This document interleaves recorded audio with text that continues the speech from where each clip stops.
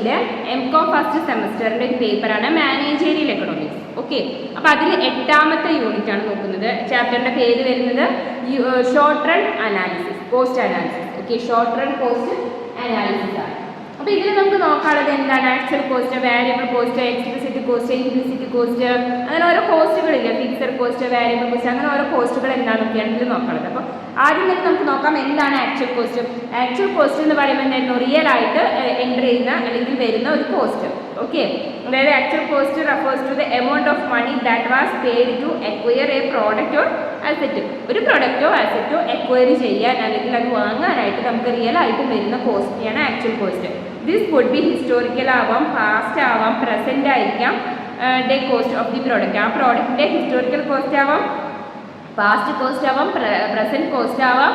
Okay, to acquire that particular product. അപ്പോൾ actual കോസ്റ്റിൽ വരുന്നതാണ് നമുക്ക് direct cost, indirect cost, fixed cost, variable cost, sunk cost. ഇതൊക്കെ ഏതിൽ വരുന്നതാണ്? ഡയറക്റ്റ് കോസ്റ്റിൽ വരുന്നതാണ്. ഓക്കെ, പിന്നെ അതിൽ അടുത്തൊരു ടേം പറയുന്നത് ഓപ്പർച്യൂണിറ്റി കോസ്റ്റ്. എന്താണ് ഓപ്പർച്യൂണിറ്റി കോസ്റ്റ്? ഓപ്പർച്യൂണിറ്റി കോസ്റ്റ് എന്ന് പറഞ്ഞിട്ടുണ്ടെങ്കിൽ is the cost represents the potential benefits that an individual investor or business misses out and when choosing one alternative over another. Okay, ഒരു alternative over another, ഒന്നിന് പകരം മറ്റൊന്ന് choose ചെയ്യുമ്പോൾ അവർക്ക് വരുന്ന ഒരു ഓപ്പർച്യൂണിറ്റി, അതായത് ഒരു ഓപ്പർച്യൂണിറ്റി അവർ ചൂസ് ചെയ്യുമ്പോൾ വരുന്ന കോസ്റ്റാണ് ഓപ്പർച്യൂണിറ്റി കോസ്റ്റ്. ഓക്കെ, അപ്പോൾ opportunity cost are unseen, but by definition അനുസരിച്ച് അത് അൺസീൻ ആണ്. പക്ഷേ ദേ ക്യാൻ ബി ഈസിലി എന്താണ് ഓവർലുക്ക്, നമുക്ക് ഫൈൻഡ് ഔട്ട് ചെയ്യാൻ ഈസിയാണ്. അപ്പോൾ എങ്ങനെയാണ് ഈ opportunity cost is equal to എന്ന് പറയുകയാണെന്നുണ്ടെങ്കിൽ return on the best option not chosen. Okay, നമ്മൾ ചൂസ് ചെയ്യാത്ത ഓപ്ഷൻ ഏതാണോ minus return on the option chosen. Okay, നമ്മൾ ചൂസ് ചെയ്ത ഓപ്ഷൻ ഏതാണോ അത് മൈനസ് ചെയ്താൽ കിട്ടുന്നതാണ് ഓപ്പർച്യൂണിറ്റി കോസ്റ്റ്.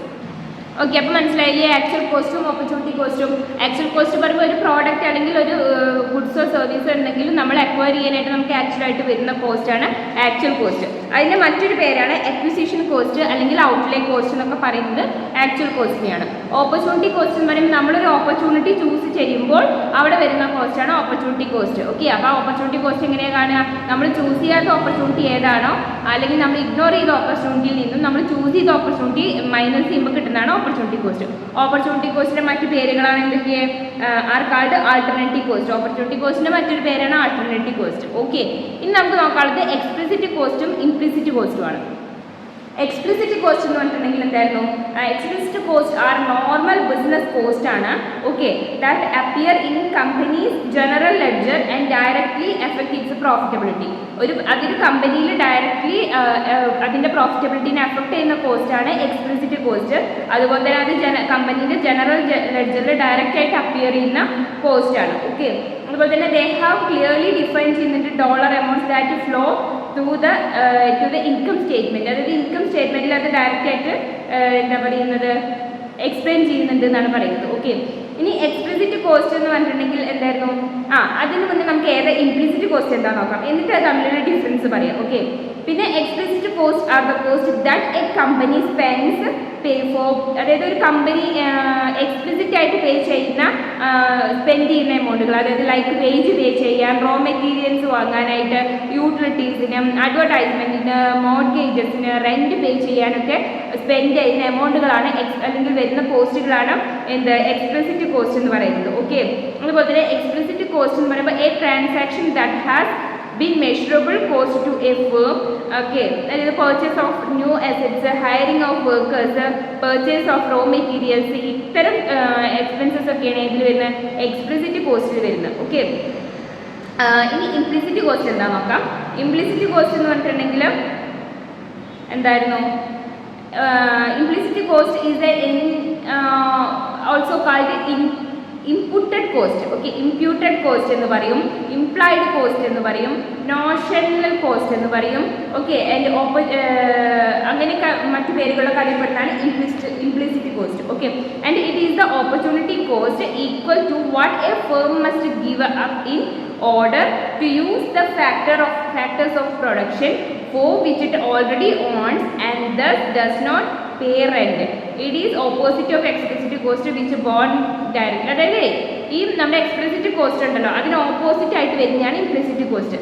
അതായത് ഒരു ഡിസിഷനുമായി റിലേറ്റഡ് ആയിട്ട് ഇപ്പോൾ a decision which leads to lower income but is not recorded on balance sheet. ഇപ്പോൾ ഒരു കമ്പനീൻ്റെ ഫേമിൻ്റെ ഉള്ളിലോ അല്ലെങ്കിൽ ഓർഗനൈസേഷൻ്റെ ഉള്ളിലെ ഡിസിഷൻ എടുക്കുന്നതുമായി ബന്ധപ്പെട്ട് അല്ലെങ്കിൽ അങ്ങനെയുള്ള മറ്റ് കാര്യങ്ങളുമായിട്ട് ഇഷ്യൂമായി ബന്ധപ്പെട്ടൊക്കെ വരുന്ന കോസ്റ്റുകളാണ് ഇംപ്ലിസിറ്റ് കോസ്റ്റ്. അതെന്താണ് ബാലൻസ് ഷീറ്റിൽ നമ്മളത് കാണിക്കുന്നില്ല. ഓക്കെ, പിന്നെ പറയുന്നത് എന്തായിരുന്നു ഇംപ്ലിസിറ്റ് കോസ്റ്റ് എന്ന് പറഞ്ഞിട്ടുണ്ടെങ്കിൽ അപ്പോൾ ഇങ്ങനെ ഒരു ഇത് വരയ്ക്കുക കേട്ടോ. അതായത് ക്ലാസിഫിക്കേഷൻ പേയ്മെൻറ്റിൻ്റെ ബേസിൽ കോസ്റ്റിനെ ക്ലാസിഫൈ ചെയ്യുമ്പോൾ എന്തായിരുന്നു നമ്മുടെ എക്സ്പ്ലിസിറ്റ് കോസ്റ്റ് എന്നും ഇംപ്ലിസിറ്റ് കോസ്റ്റ് എന്നും രണ്ടായിട്ട് വരുന്നുണ്ടെന്ന് പറഞ്ഞു. ഓക്കെ, അപ്പോൾ മനസ്സിലായില്ലേ? അപ്പോൾ ഒരു ഓർഗനൈസേഷനിൽ ഡിസിഷൻ എടുക്കുന്നതുമായി ബന്ധപ്പെട്ടൊക്കെ വരുന്ന കോസ്റ്റുകളാണ് സിമ്പിളായിട്ട് പറഞ്ഞാൽ എന്താ ഇംപ്ലിസിറ്റ് കോസ്റ്റ്. ഇനി നമുക്ക് നോക്കാം എക്സ്പ്ലിസിറ്റ് കോസ്റ്റും ഇംപ്ലിസിറ്റ് കോസ്റ്റും തമ്മിലുള്ള ഡിഫറൻസ്. ഒരു 5 ഡിഫറൻസ് പറയുന്നുണ്ട്. ഫസ്റ്റോട് പറയുന്നത് മീനിങ്ങിൻ്റെ കേസിൽ എന്താണ് ഡിഫറൻസ്. മീനിങ്ങിൻ്റെ കേസിൽ എക്സ്പ്ലിസിറ്റ് കോസ്റ്റ് പറയുന്നത് explicit cost occur when the company pays for the usage of its factors of production. Okay, ഒരു കമ്പനി അതിൻ്റെ ഫാക്ടേഴ്സ് ഓഫ് പ്രൊഡക്ഷൻ യൂസ് ചെയ്യുമ്പോൾ വരുന്ന കോസ്റ്റാണ് explicit cost. Implicit cost occur when the company uses resources belong to the order such as capital and inventory. Okay, അപ്പോൾ factors of production use ചെയ്യുമ്പോൾ വരുന്നതാണ് explicit cost എങ്കിൽ എന്തായിരുന്നു അവിടുത്തെ റിസോഴ്സസ് ഉണ്ടല്ലോ, റിസോഴ്സസ് യൂസ് ചെയ്യുമ്പോൾ കമ്പനിക്ക് അതിൻ്റെ ഇൻവെന്ററിയിലും ക്യാപിറ്റലും വരുന്ന ഒരു കോസ്റ്റാണ് എന്ത് ഇംപ്ലിസിറ്റ് കോസ്റ്റ്. ഇനി ആൾട്ടർനേറ്റീവ്ലി നോൺ ആസ് മറ്റ് പേരുകളാണ് പറയുന്നത്. Explicit cost is also referred to as out of pocket cost. അതുപോലെ തന്നെ പിന്നെ നമ്മൾ വേറൊന്ന് പറഞ്ഞില്ലേ അക്വിസിഷൻ കോസ്റ്റ്, ഔട്ട്ലേ കോസ്റ്റ് എന്നൊക്കെ അറിയപ്പെടുന്നത് ഏതായിരുന്നു എക്സ്പ്ലിസിറ്റ് കോസ്റ്റ് ആണ്. ഇംപ്ലിസിറ്റ് കോസ്റ്റിനെ ഓൾട്ടർനേറ്റീവ് കോസ്റ്റ് എന്നും ഇംപ്യൂട്ടഡ് കോസ്റ്റ് എന്നും ഓപ്പർച്യൂണിറ്റി കോസ്റ്റ് എന്നൊക്കെ അറിയപ്പെടുന്നു. പിന്നെ ഡിറ്റർമൈനിങ് കോസ്റ്റ് ഡിറ്റർമൈൻ ചെയ്യുന്നതിൻ്റെ കേസിലാണ്. എക്സ്പ്ലിസിറ്റ് കോസ്റ്റിൻ്റെ ഡിറ്റർമിനേഷൻ എങ്ങനെയാണ്? Explicit cost can be determined easily. Implicit cost ആണെന്നെങ്കിലോ does not have track and cannot be determined precisely. അത് നമുക്ക് പെട്ടെന്ന് ട്രാക്ക് ചെയ്യാൻ പറ്റില്ല. അതുപോലെ തന്നെ പ്രിസൈസ് ആയിട്ട് അത് നമുക്ക് എന്ത് ചെയ്യുക ഫൈൻഡ് ഔട്ട് ചെയ്യാനും പറ്റില്ല. Okay, then calculation of profit calculation explicit കോസ്റ്റിൻ്റെ കേസിൽ വരുന്നത് എങ്ങനെയാണ്? Explicit cost assist in calculating both accounting profit as well as economic profit. Accounting profit and economic profit calculation explicit cost assist ചെയ്യുന്നുണ്ട്. Implicit cost ആണെന്നുണ്ടെങ്കിലോ help in calculating only economic profit. Economic profit calculate ചെയ്യാൻ മാത്രമേ implicit cost help ചെയ്യുന്നുള്ളൂ. അടുത്തത് ക്യാഷിൻ്റെ കേസാണ്. ക്യാഷാണ് different element ആയിട്ട് പറയുന്നത്. Explicit കോസ്റ്റിൻ്റെ കേസിൽ explicit cost requires an outflow of cash from entity. എൻറ്റിറ്റിയിൽ നിന്നും ക്യാഷ് ഔട്ട്ഫ്ലോയാണ് പുറത്തോട്ട് പോകുന്നതാണ് എക്സ്പ്ലിസിറ്റ് കോസ്റ്റിൽ എക്സ്പ്ലെയിൻ ചെയ്യുന്നത്. ഇംപ്ലിസിറ്റ് കോസ്റ്റ് ആണെങ്കിലോ do not require any an outflow of cash. അതിലൊരു ഔട്ട്ഫ്ലോ ഓഫ് ക്യാഷിനെ പറ്റിയൊന്നും പറയുന്നില്ല. ഓക്കെ, നമുക്ക് നോക്കാം accounting cost and economic cost എന്താണ്. അക്കൗണ്ടിങ് കോസ്റ്റ് എന്ന് പറയുമ്പോൾ യൂസ്ഫുൾ ഫോർ മാനേജിങ് ടാക്സേഷൻ നീഡ്സിന് വേണ്ടിയിട്ടും as well as calculate profit or loss of a firm. ഒരു ഫേമിൻ്റെ പ്രോഫിറ്റ് ലോസ് ഒക്കെ കാൽക്കുലേറ്റ് ആയിട്ട് വരുന്നതാണ് accounting cost. Okay, economic profit are total revenue less total cost. Total revenue നിന്നും total cost less ചെയ്താണ് economic profit. അപ്പോൾ economic cost എന്ന് പറയുമ്പോൾ ഈ എക്കണോമിക് റിലേറ്റഡ് ആയിട്ട് വരുന്ന എന്തായിരുന്നു കോസ്റ്റുകളാണ് എക്കണോമിക് കോസ്റ്റ്. ഓക്കെ, ഇനി അതിൽ പിന്നെ പറയുന്നത് എന്തായിരുന്നു past and future cost. Past cost എന്ന് പറയുമ്പോൾ പാസ്റ്റിൽ വന്നിട്ടുള്ള actual cost incurred in the past ആയിരിക്കും and they are always contained in the അത് ഇൻകം സ്റ്റേറ്റ്മെൻറ്റിൽ കാണിക്കും പാസ്റ്റ് കോസ്റ്റ്. ഓക്കെ, പാസ്റ്റിൽ വന്നിട്ടുള്ളതാണ്. അതിൻ്റെ past cost serves as the basis for projecting future cost. Future കോസ്റ്റിനെ പ്രൊജക്റ്റ് ചെയ്യാനായിട്ട് പാസ്റ്റ് കോസ്റ്റ് ഒരു ബേസ് ആയിട്ട് നമ്മൾ എടുക്കും. ഓക്കെ, പിന്നെ ഫ്യൂച്ചർ കോസ്റ്റ് എന്ന് പറയുമ്പോൾ എന്തായിരുന്നു ഒരു cost that incurred in future period incur ചെയ്യുന്നതാണ് future cost.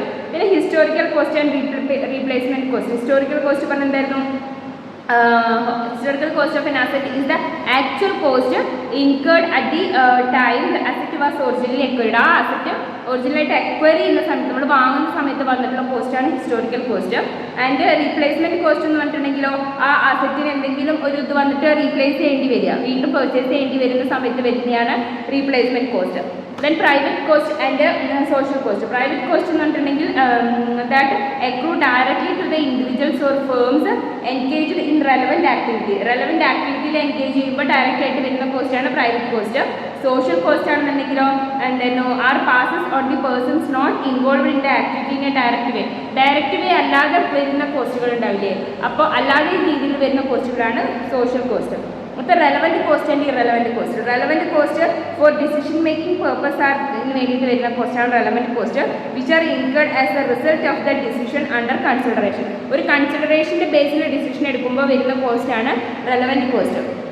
Relevant cost are also referred to as incremental cost. Okay, relevant കോസ്റ്റിനെ നമ്മൾ ഇൻക്രിമെൻ്റൽ കോസ്റ്റ് എന്നും പറയും. പിന്നെ cost that have incurred already incur ചെയ്തൊരു കോസ്റ്റാണ് and cost that will incurred in the future. Already incur ചെയ്തൊരു cost വീണ്ടും ഫ്യൂച്ചറിൽ ഇൻകർ ചെയ്യാണ്, വീണ്ടും വരുന്നതാണ് എന്തായിരുന്നു regardless of the present decision. Present ഡിസിഷനെ കൺസിഡർ ചെയ്യാതെ വരുന്ന കോസ്റ്റാണ് irrelevant cost. Okay, then sunk cost. Sunk cost എന്ന് പറഞ്ഞിട്ടുണ്ടെങ്കിൽ are the expenditure that have been made in the past. Okay, or must be paid in future. ഒന്നുകിൽ പാസ്റ്റിൽ നടത്തിയ വരുന്ന എക്സ്പെൻഡിച്ചർ അല്ലെങ്കിൽ ഫ്യൂച്ചറിലാവാം as part of contractual agreement or previous decisions. ഒരു contractual എഗ്രിമെൻറ്റിൻ്റെ പ്രീവിയസ് ഡിസിഷൻസിൻ്റെ ബേസിൽ പാസ്റ്റിലോ ഫ്യൂച്ചറിലോ വരുന്ന കോസ്റ്റുകളാണ് എക്സ്പെൻഡിച്ചറാണ് സങ്ക് കോസ്റ്റ്. എക്സാമ്പിൾ പറയുകയാണെങ്കിൽ money already paid for machinery, equipment, inventory and future rental payment on warehouse, അങ്ങനെയൊക്കെയാണ് എന്തിന് സങ്ക് കോസ്റ്റിന് എക്സാമ്പിൾ. ഇൻക്രിമെൻ്റൽ കോസ്റ്റ് ആണെന്നുണ്ടെങ്കിലോ additional cost of implementing a managerial decision. ഒരു മാനേജറിയൽ ഡിസിഷൻ എടുക്കാനായിട്ട് അഡീഷണൽ ആയിട്ട് വരുന്നതാണ് incremental cost. അതായത് change in product line, change in output level, adding or replacing a machine, change in distribution channels, അങ്ങനെയുള്ളതൊക്കെയാണ് incremental കോസ്റ്റിൻ്റെ examples. Incremental കോസ്റ്റിൻ്റെ മറ്റൊരു പേരാണ് differential cost. Okay, അപ്പോൾ ഇതിന് ബാക്കി പാർട്ട് നമുക്ക് അടുത്ത ക്ലാസ്സിൽ നോക്കാം, സെക്കൻഡ് പാർട്ടിൽ നോക്കാം.